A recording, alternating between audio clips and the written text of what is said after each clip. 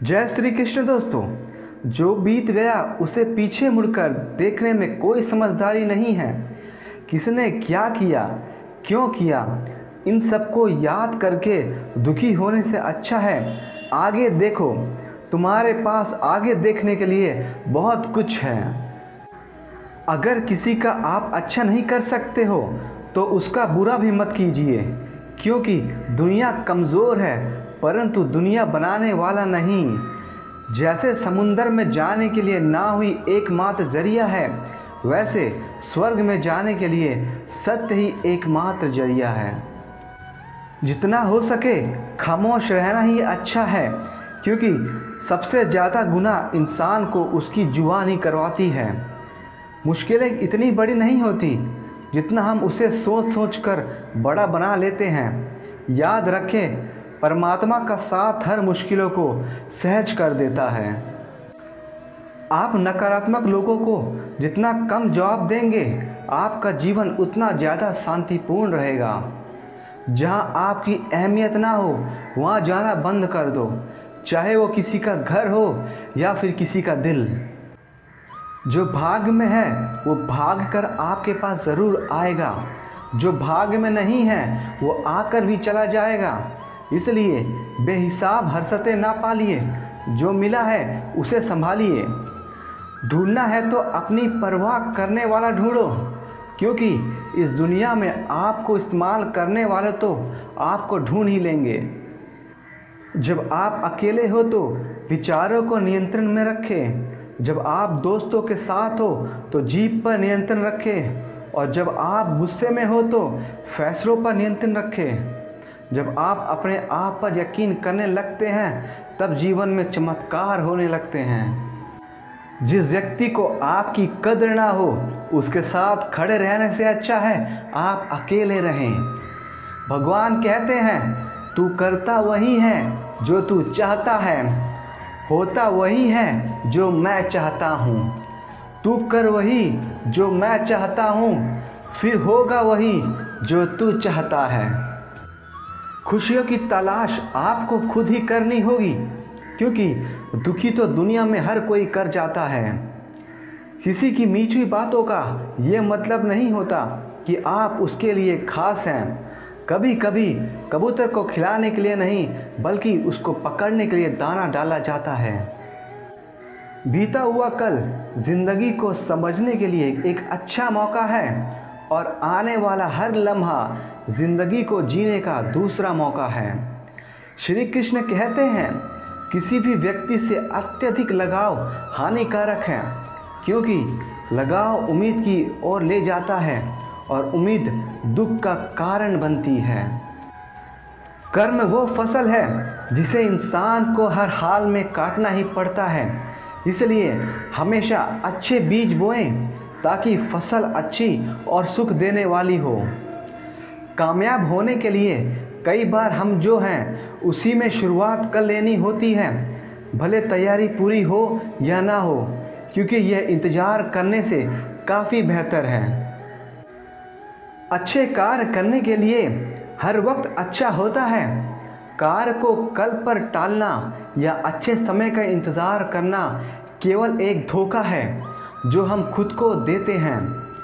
धर्म से ज़्यादा तो कर्म महत्वपूर्ण है, क्योंकि धर्म करके तो भगवान से मांगना पड़ता है, जबकि कर्म करने से भगवान को खुद ही देना पड़ता है। तुम्हारा कोई बुरा करे या फिर बुरा सोचे तो यह उसका कर्म है, उसके कर्म में लिखा जाएगा। तुम क्यों किसी के बारे में बुरा सोचकर अपना वक्त और अपना कर्म खराब करते हो। जिस इंसान की सोच और नीयत अच्छी होती है, भगवान उसकी मदद करने के लिए किसी न किसी रूप में ज़रूर आते हैं। जब आप दूसरों के लिए अच्छा चाहते हैं तो वही अच्छी चीज़ें आपके जीवन में वापस आती है। यही प्रकृति का नियम है। जब ऊपर वाला आपसे कुछ वापस लेता है तो ये मत सोचो कि उसने आपको दंड दिया। हो सकता है कि उसने आपका हाथ खाली किया हो, पहले से कुछ बेहतर और अच्छा देने के लिए।